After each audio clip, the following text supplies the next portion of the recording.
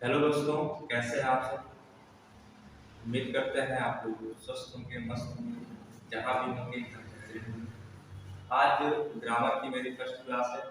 आज हम स्टार्ट करेंगे अल्फाबेट, क्योंकि सेंटेंस उसके बाद अगर कहें ग्रामर की सबसे बेसिक तो आपका अल्फाबेट से स्टार्ट होता है, जिसको वर्णमाला बोलते हैं। देखेंगे वर्णमाला, सबसे पहले मैं इसकी परिभाषा देखूंगा, फिर इसके आगे एकदम बेसिक। सबसे पहले देखेंगे जो है अल्फाबेट वर्णमाला। वर्णमाला मतलब वर्णों के समूह को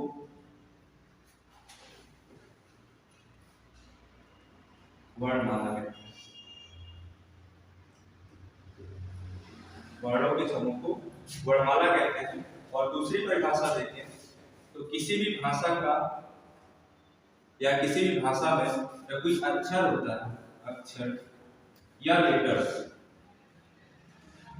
इनका जो पूरा सेट होता है, सेट, ये वर्णमाला कहलाता है। इनका पूरा सेट वर्णमाला कहलाता है।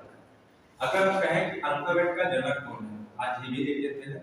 अल्फाबेट का जनक, इनका जनक जो है ये है गोल्डवेसन। अल्फाबेट के जनक कौन है? अल्फाबेट के जनक गोल्डवेसन। सबसे पहले इसमें जो हम टॉपिक क्लियर करते हैं, सबसे पहले बात आती है इसमें लेटर की। लेटर की बात आती है, फिर इसमें जो इनके पार्ट हैं वोवेल एंड कॉन्सोनेंट की बात आती है। तो अल्फाबेट के दो पार्ट होते हैं, एक वोवेल होता है और एक कॉन्सोनेंट होता है। वोवेल को हिंदी में स्वर बोलते हैं और कॉन्सोनेंट को हिंदी में व्यंजन। पूरे इंग्लिश वर्णमाला में जो अल्फाबेट की संख्या होती है वो 26 होती है। कितनी होती है? 26 होती है। अगर हम कहें इसमें जो स्वर की संख्या होती है वो 5 होती है और व्यंजन की संख्या 21 होती है। स्वर में 5 स्वर कौन कौन से होते हैं? तो होते हैं ए, ई, आई, ओ और यू। अगर हम कहें कि जो है ए, ई, आई, ओ, यू, यही 5 स्वर क्यों होते हैं? बी को हम स्वर क्यों नहीं कह सकते? सी को हम स्वर क्यों नहीं कह सकते? ए को हम व्यंजन क्यों नहीं कह सकते? तो ये सारी चीजें भी जानना बहुत जरूरी है। तो जो स्वर होती है, सबसे पहले मुझे वोवेल की डेफिनेशन को देखना होगा। जो स्वर होते हैं ये एक स्वतंत्र होते हैं, मतलब ये किसी की सहायता से नहीं होते, किसी की सहायता से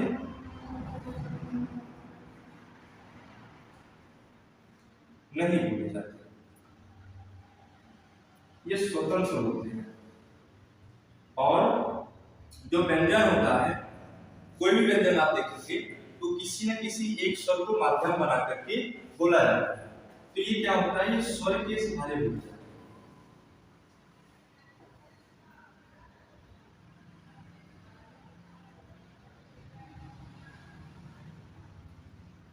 ये स्वर के सहारे बोले जाते हैं, इसलिए स्पष्ट हो जाता है कि पूरे 26 अल्फाबेट में 5 ही ऐसे जो है लेटर्स हैं जो स्वर है और 21 ऐसे हैं जो व्यंजन। इसमें सबसे पहले जब आते हैं तो पहला आपका आ जाता है लेटर। सबसे पहला आपका आ जाता है लेटर, जिसको हम कहते हैं अक्षर। जिसको हम क्या बोलते हैं? अक्षर। अक्षर क्या होता है? तो ये क्या होता है, इस कभी ये इसको विखंड नहीं, मतलब तोड़ा नहीं जा सकता है। इसको कभी तोड़ा नहीं जा सकता, इसको कभी तोड़ा नहीं जा सकता। ठीक है, लेटर ऐसा है, इसको कभी तोड़ा नहीं जा सकता। इस इंग्लिश में कितने लेटर्स हैं बात करेंगे तो 26। इसके बाद हम बात करेंगे किसका? वर्ड, जिसको हिंदी में बोलते हैं शब्द। शब्द की परिभाषा क्या है? शब्द क्या है? तो जो सार्थक अक्षरों का समूह होता है, सार्थक अक्षरों का समूह होता है, उसे हम शब्द बोलते हैं। अगर हम सार्थक ना रखें तो हम अल्फाबेट्स का कोई भी 3-4 लेटर्स का ग्रुप दे सकते हैं और उसको बता दें कि ये भी एक शब्द है, लेकिन मुझे वो शब्द का कोई अर्थ नहीं निकलता है। जैसे मैं लिखा A B C D E, ये भी ये क्या है?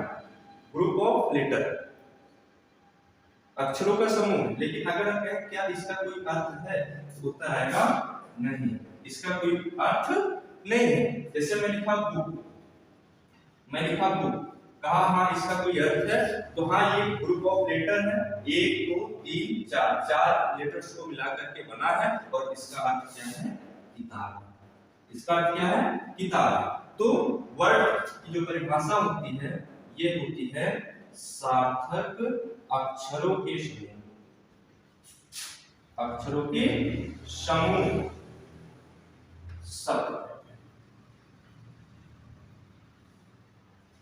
ये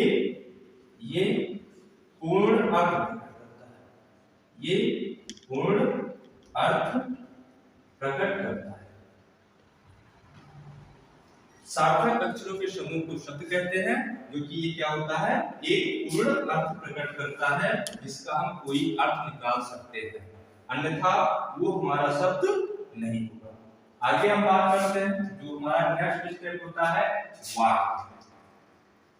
क्या होता है? वाक्य। वाक्य को इंग्लिश में क्या बोलते हैं?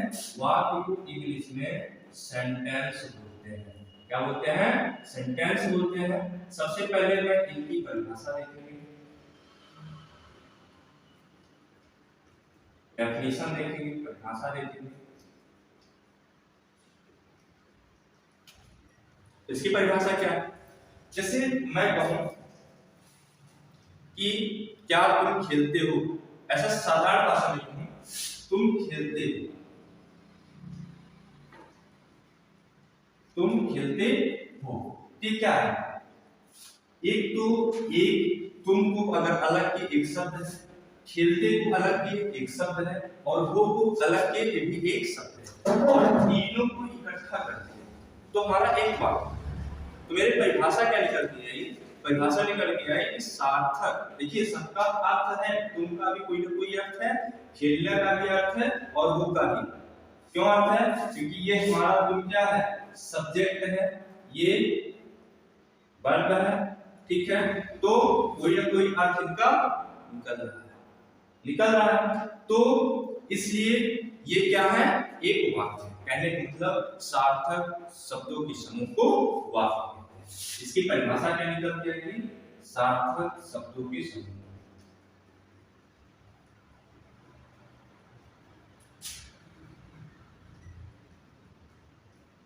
समूह को वाक्य।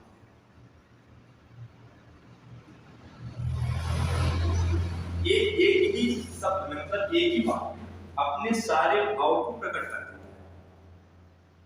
जो वाक्य होता है अपने पूरे एक कंटेंट में अपने सारे भाव को, अपने सारे गुण को क्या करता है? प्रकट कर देता है। जैसे तुम, कोई व्यक्ति है, ये कोई व्यक्ति है, और ये अपने ही एक ही सेंटेंस में, अपने एक ही बात में सारी चीजों को क्लियर कर दे रहा है। क्या? तुम खेलते हो, मतलब कोई व्यक्ति है और अपने बारे में बता रहा है कि हम खेलते। इसके बाद की बात है, तो कल की जो क्लास सेंटेंस, वो हमारा टाइप्स ऑफ सेंटेंस, जो इस क्लास का पार्ट 2 रहेगा, वो टाइप्स ऑफ सेंटेंस रहेगा, जिसमें हम पढ़ेंगे सेंटेंस के प्रकार को देखेंगे।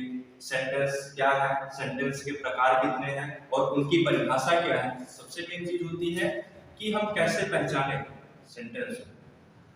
हमें परिभाषा पता है कि सार्थक शब्दों के समूह, लेकिन कहा जाए कि जो है हाउ आर यू, ऐसे में कहा हाउ आर यू, ये किस टाइप का सेंटेंस है?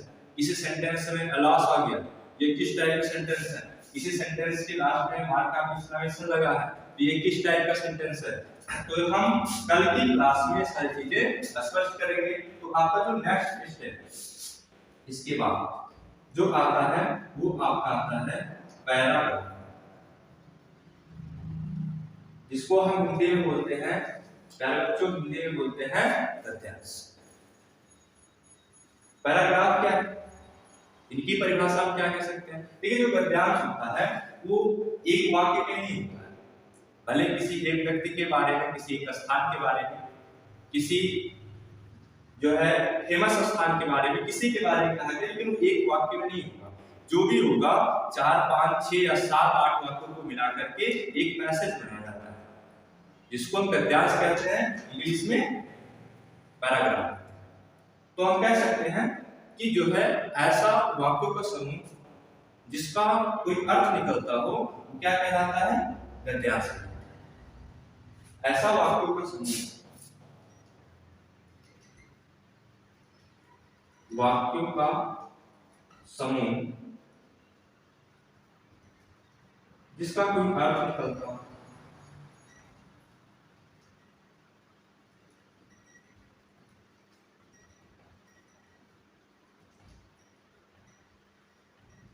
गद्यांश है,